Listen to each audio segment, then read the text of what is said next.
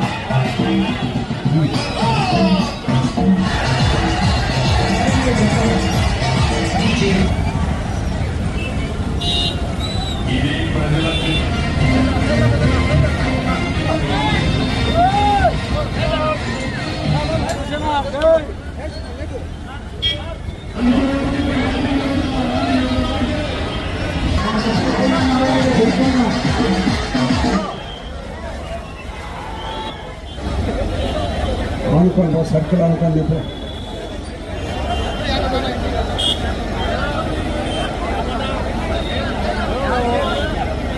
రైట్కి పోయి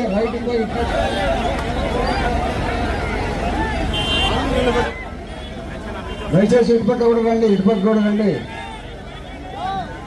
ఈరోజు కూటమి ప్రభుత్వం ఏర్పాటయ్యి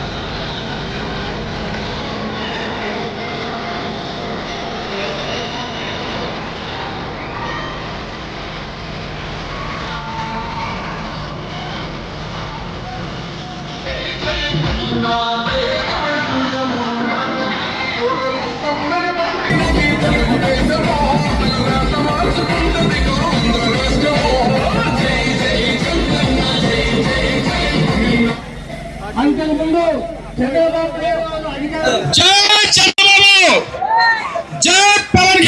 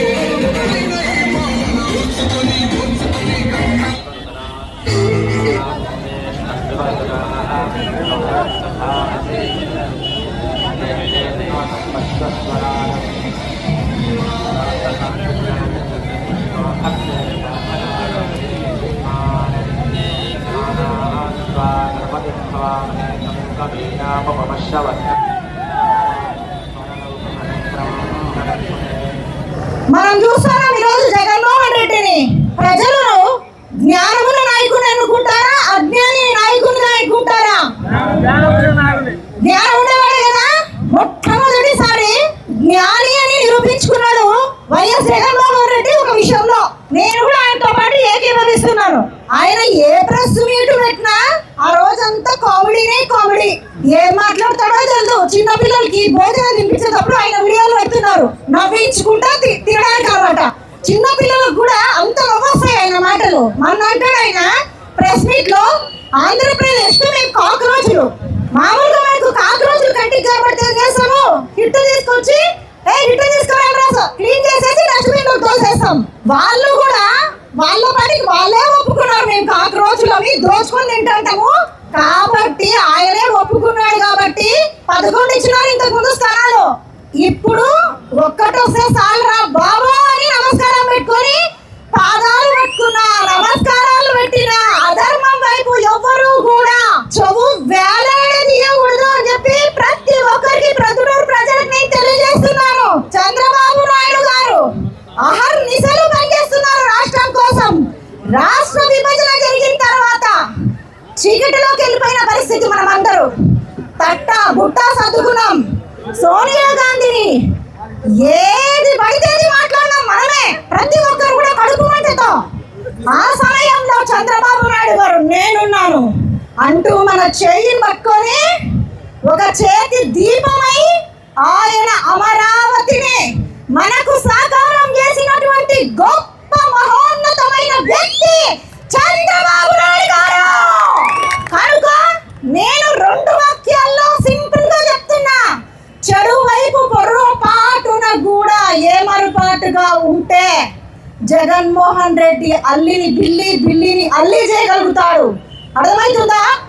ఖచ్చితంగా రానున్న స్థానిక ఎన్నికల్లో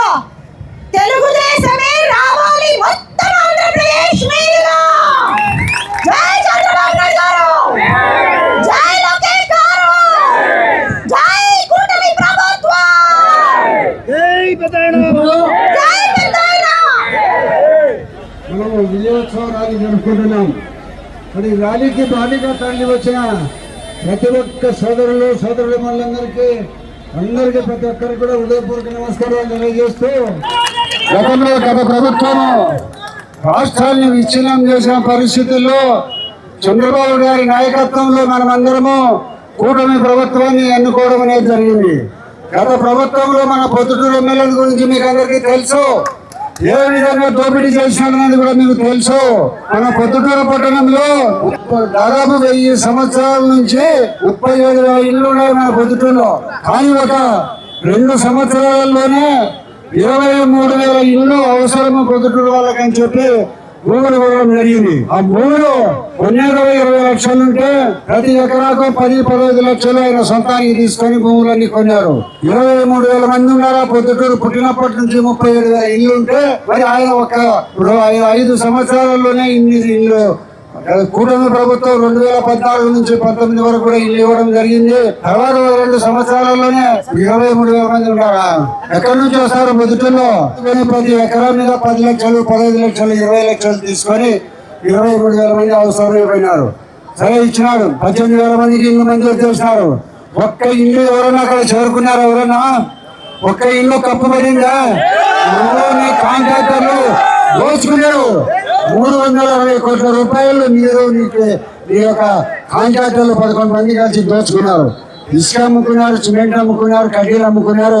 ఇవన్నీ కూడా రకరకాలైన పరిస్థితుల్లో ఈ మాదిరిగా పొద్దుటూరులో జరిగింది. ఎక్కడ కూడా ఖాళీ స్థలం ఉంటే కబ్జా చేసేవాళ్ళు. ఎక్కడైనా కూడా చర్యలు చేసుకుంటే దాంట్లో మాకు భాగం ఇవ్వాలనే వాళ్ళు. కొన్ని 2-3 ఇల్లు ప్రముఖులుగా ఉండబడిన కొందరు 2-3 ఇల్లు పొద్దుటూరు పట్టణంలో వేరే వాళ్ళ పేరుతో రిజిస్టర్ చేయించినారు. ఈ మాదిరిగా ఎన్నో అవకతవకలు జరిపి 1,000 కోట్ల రూపాయలు సంపాదించాలనే దృక్పథంతో విపరీతమైన లంచగొండితనానికి పాల్పడి విపరీతంగా సంపాదించడం జరిగింది. కాబట్టి దానికి తోడుగా మరి జగన్మోహన్ రెడ్డి గారు కూడా తల్లిలా చెల్లిలా అమ్మాలా చెల్లిలా కేవలం తన పినతండ్రిని చంపించి కూడా దానికి బాధపడడం లేదు. వివేకానంద రెడ్డి మన పొద్దుటూరు ప్రజలకందరికీ తెలుసు. చాలా శాంతి కామకుడు, చాలా మరి నిరాలస్తుడు. ఎవరిపైనా కూడా కానిస్టేబుల్ కూడా నమస్కారం సార్ అని మాట్లాడేవాడు. అంటే మంచి వ్యక్తిని జగన్మోహన్ రెడ్డి గారు మరి వాళ్ళందరూ కలిసి చంపేయడం జరిగింది. చెల్లెల్ని పట్టించుకోవడంలా, అమ్మను పట్టించుకోవడంలా, అమ్మకు చెల్లెలకి బాగా ఇవ్వడంలా ఈ మాదిరిగా లక్షల కోట్ల రూపాయలు దోచుకొని ఇంకా ప్రభుత్వంలో నేను కొనసాగాలని ఆయన ప్రయత్నాలు చేస్తున్నాడు నిరంతరాయంగా. దయచేసి మనమందరం గమనించాలా. మనమందరికీ స్వేచ్ఛ, స్వాతంత్రము, అభివృద్ధి కార్యక్రమాలు ఏ ప్రభుత్వం చేస్తుందో ఆ ప్రభుత్వానికి మనం ఎన్నుదన్నుగా నిలబడాలనేది మనందరూ కోరికగా కోరుకుంటూ, కూటమి ప్రభుత్వం చెప్పింది అన్నా క్యాంటీన్లు ఏర్పాటు చేసినాం, ఎన్టీఆర్ పెన్షన్ ఇచ్చినాం, తల్లికి వందనం ఇచ్చినాం, స్త్రీ శక్తి ఇచ్చినాం, గ్యాస్ సిలిండర్లు ఇచ్చినాం, 3 రైతు భరోసా ఇచ్చినాం, మరి ఆటో కార్మికులకు 15,000 ఇచ్చినాం, మెగా డిఎస్సీ జరిపినాం, మత్స్యకారులకు భరోసా ఇచ్చినాం, నాయి బ్రాహ్మణులకు 20,000 రూపాయలు ఇచ్చినాం, కళ్ళు గీత కార్మికులకు 10,000 ఇచ్చినాం. చెప్పిన వాగ్దానాలు 6 సూపర్ 6 చేస్తే 10-12 వాగ్దానాలు ప్రభుత్వం నెరవేర్చడం జరిగింది. ఇప్పుడు 2 సంవత్సరాలు అయింది, 3 సంవత్సరాలు ఉంది. 3 సంవత్సరాలలో జగన్మోహన్ రెడ్డి గారు చేసిన అప్పులు తీర్చడానికే సరిపోయింది 2 సంవత్సరాలు. ఈ 3 సంవత్సరాల్లో నిరంతరాయంగా అభివృద్ధి కార్యక్రమాలు చేపట్టి ఆంధ్ర రాష్ట్రంలో ప్రతి ఒక్కరికి అన్ని రకాల అభివృద్ధి పదంలో తీసుకొని పోయేదానికి కూటమి ప్రభుత్వం సిద్ధంగా ఉంటేనే నా మాటగా తెలియజేయమని గౌరవ ముఖ్యమంత్రి చంద్రబాబు నాయుడు గారు చెప్పినారు. కాబట్టి ఇటువంటి పరిస్థితుల్లో మనమందరం కూడా ఏ పార్టీ మనకు అభివృద్ధికి, మన కుటుంబం, మన భవిష్యత్తుకు బాటలు వేస్తుందనే ఆలోచన చేసే అందరూ కూడా మనం ఆలోచించాలిగా కోరుకుంటూ ప్రతి ఒక్కరు కూడా పేరు పేరున ధన్యవాదాలు తెలియజేస్తూ, మీరందరూ ప్రశాంతంగా దాదాపు నెహ్రూ రోడ్ నుంచి ఇంతవరకు ఇచ్చి ర్యాలీని జయప్రదం చేసిన ప్రతి ఒక్కరు సోదరులందరూ కూడా ప్రతి ఒక్కరికి చేతులు ఎత్తి హృదయపూర్వకంగా నమస్కరిస్తున్నా ఉన్న వాళ్ళందరికీ మీకు అందరికీ ధన్యవాదాలు తెలియజేస్తూ మరి ఈ సమావేశం ఇంతటితో ముగించడం జరుగుతుంది. మీ వివాహాది శుభకార్యములకు, పుట్టిన రోజులకు, మీటింగులకు అత్యాధునిక సదుపాయాలతో ప్రొద్దుటూరు వాసవి సర్కిల్ వద్ద నుంచి అతి సమీపాన మీకు అందుబాటు ధరలలో happy banquet AC function hall మీకు స్వాగతం పలుకుతుంది. మా ఫంక్షన్ హాల్ నందు వంట సామాగ్రి మరియు విశాలమైన కార్ పార్కింగ్, అతి తక్కువ మెయింటెనెన్స్ ఖర్చుతో ఏ ఫంక్షన్ అయినా మా happy banquet AC function hall నందు జరుపుకొని ఆనందాన్ని పొందండి. బుకింగ్ కొరకు సంప్రదించండి. మా సెల్ నంబర్ 9100600238 7799 000211.